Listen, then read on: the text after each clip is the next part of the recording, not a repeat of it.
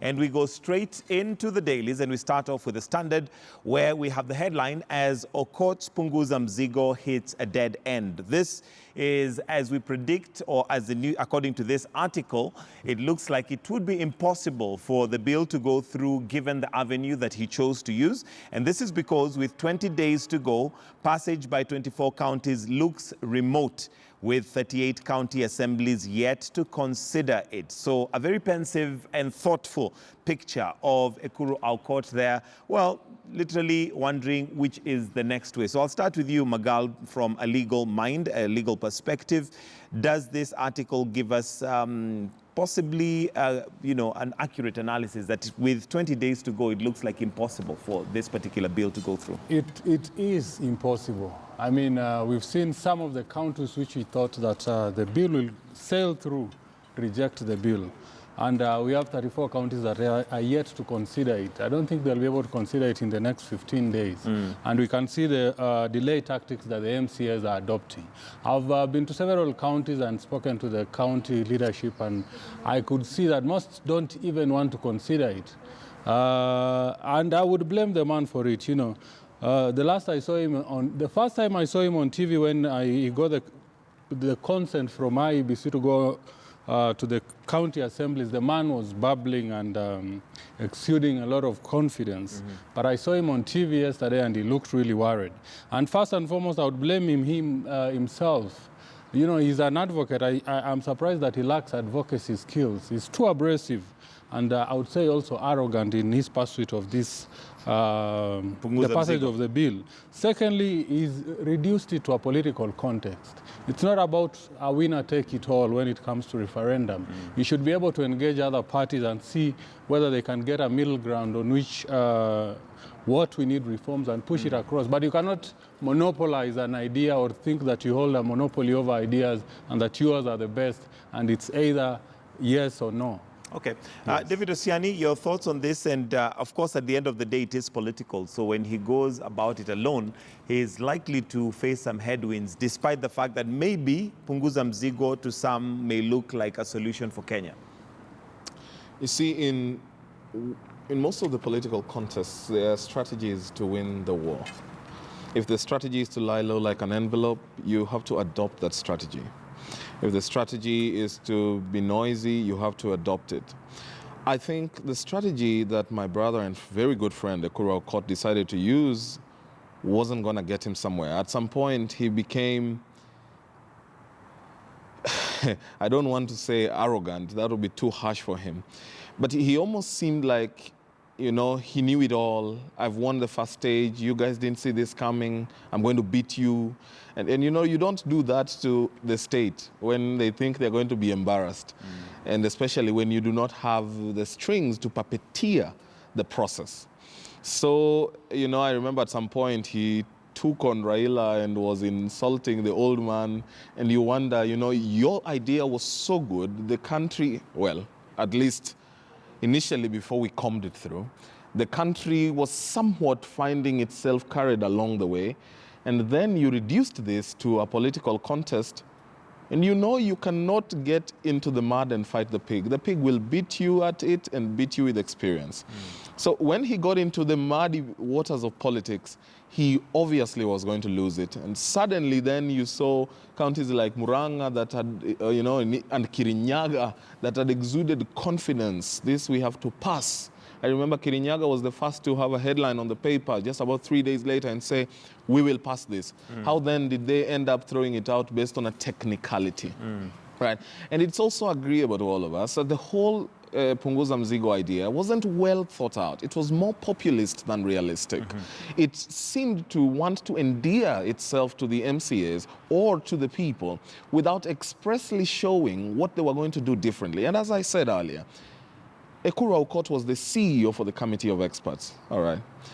And so that alone made it a contradiction that the person who took minutes for the committee of experts that were drafting the constitution, the secretary for that commission, was unable to flag out some of these things. One would argue that he tried, and in some different places, this was done, this was not done, this was a contribution. There isn't even the slightest of the proposals he makes in Punguza Mzigo that we engaged with before the MPs threw them out in Naivasha, all right? I would buy it if they were part of the original propositions, but that did not make their way eventually into the Constitution because of political interests. But that was not the case. So 38 days to go, almost half of the counties went on recess effective Wednesday. When they come back, it will be 14 days or 21 days later. Correct. And that, right there, is the reason the it death has knell died. that probably will mean that Punguza Mzigo may not see the light of day. Yeah. Kevin Osido, you've had time to look at Punguza Mzigo amongst other proposals, and we seem to be having quite a number coming up. In fact, I remember last Friday we said that maybe even at this panel we may come up with a proposal for constitutional change. But away from the politics of it, the benefits that it's likely to bring on board vis-a-vis what we ought to be solving as a country. Thank you, Mike. One of the things that I think needs to be real to us is the Constitution itself. That the Constitution has given us two avenues to be able to make amendments, which is a parliamentary initiative and a popular initiative. And what my friend Aukot had wanted to try out is a popular initiative. And there basically sets out the challenges. So one of the things that I believe that we need to look at is how difficult then would it be for us to amend the Constitution through a popular initiative? Must we politicize a constitutional amendment process? In my view, no.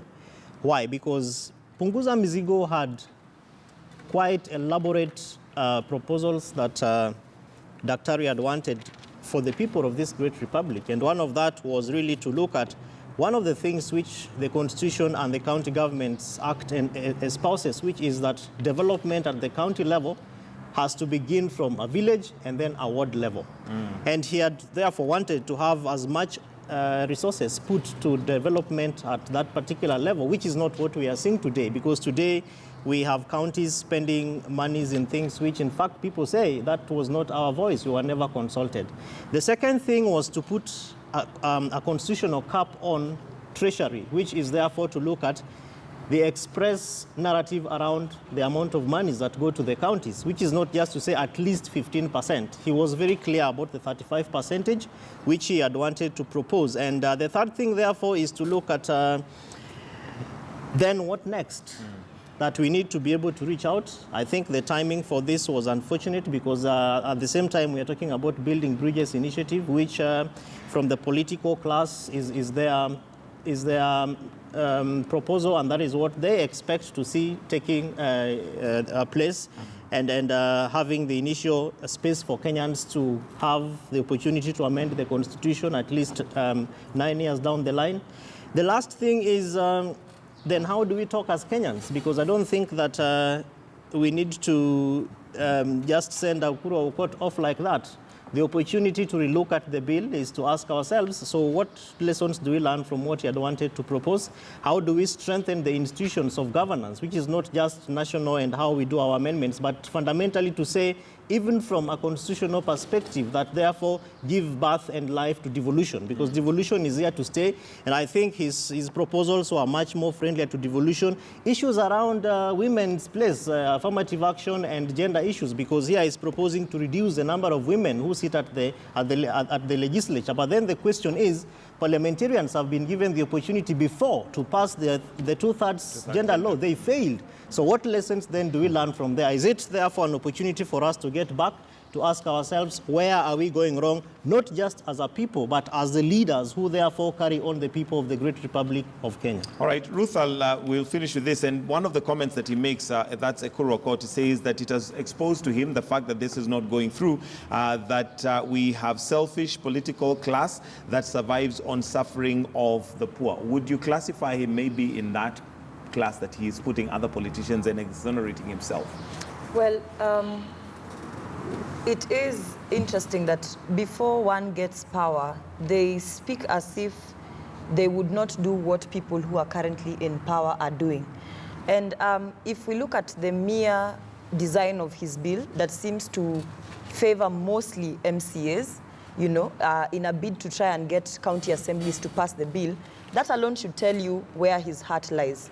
I believe that if Ekuru Aukot's mission was to become a radical in terms of the kind of propositions he was making, then he shouldn't have been seen to be giving packs to MCAs as an incentive to pass the bill. So I still, I haven't seen Ekuru Aukot at the helm of leadership, but I have seen him as a character and as a personality on media and how he expresses himself. And I agree with Philip in the manner, to the extent that he comes off as a very abrasive, abrasive and aggressive man who does not seem to want to make any alliances to basically push forth his agenda.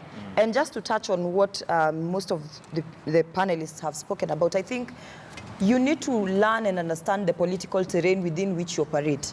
Third Way Alliance is a political party that does not have any elected MCA, any elected MP, no political representation whatsoever.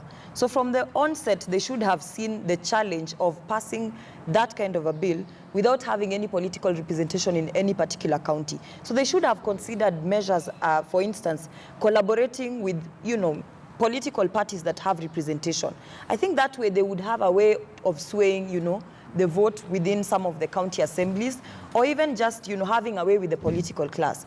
I think sometimes when you have an agenda, in as much as it might be good, you shouldn't design it in a manner that it will fail, so that at the end of the day you say, oh, I tried, but nobody backed me up. And yet there were other means and ways of, collaborating. And I think he needs to tone down on, stepping on every toe that he gets, around, as he tries to get his way. But you have to agree and give it to Ekuru that to have even gotten here is itself a win for him. Oh, yes, it is. His organization skills were proven to be absolutely stellar.